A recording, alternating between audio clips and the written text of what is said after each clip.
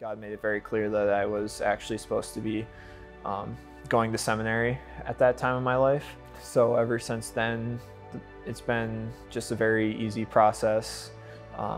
It's had moments that are difficult, but overall it's been full of really amazing graces that have given me a lot to be hopeful for in the process of discernment, and to be confident that God is going to always be there with me.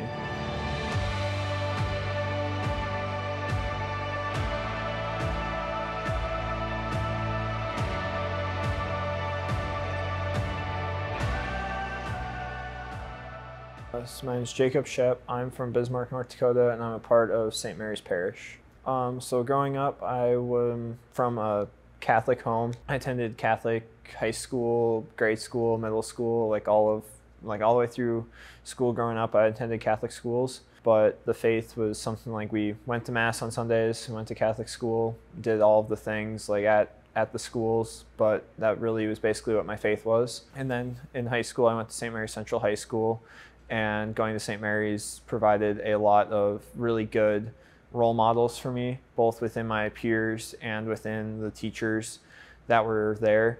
So they laid the foundation of me being able to develop a faith of my own.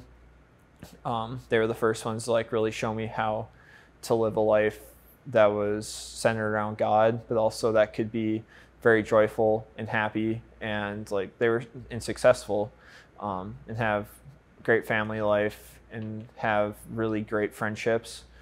So that was the first, they were really great role models in my life. So the faith really didn't become my own until I left for college, where I was attending North Dakota State University in Fargo. So I didn't really have a plan going into that, what I was going to do in regards to my faith, or really life in general at that point. But my first week at NDSU, a good friend that I had met that first week invited me to go to Mass at the Newman Center there. So that was, I guess I had figured out where I was going to go Mass. From there, it just kind of evolved into me being more involved at the Newman Center and making decent friends that first year of college. But everything kind of changed once we had to go home for COVID right after spring break. I was kind of lost at that point. I didn't really know what I was supposed to do. I didn't really have good friends at that point that I felt I could rely on, because I was just starting to make those friends back from college. So that was just a really hard time in my life. But somehow God was able to draw me closer to Him by bringing me to adoration. Just every so often, I would go for a drive and end up at the Adoration Chapel and pray for a bit. And that was the first real experience that I'd had of choosing something completely on my own, choosing something of spending time with God in prayer on my own, without going there with my friends or going there because everyone at my school was doing it. So that was really the start of where I'm at today. So the first time I thought about seminary was in high school, around my junior year. So from my junior year of high school into my senior year, I was just kind of praying about it, and it was kind of on my mind, but I wasn't really doing anything about it. But senior year of high school, I sat down with the vocations director, and he just could see that I wasn't quite ready to go to seminary. So he encouraged me to go to NDSU for that freshman year, and then kind of see where I was at. So coming out of that first year of college and being at home for all that time, I went back to NDSU and started to get a bit more involved at the Newman Center, but I was still very unsure of myself in regards to my academics and my faith and my friends.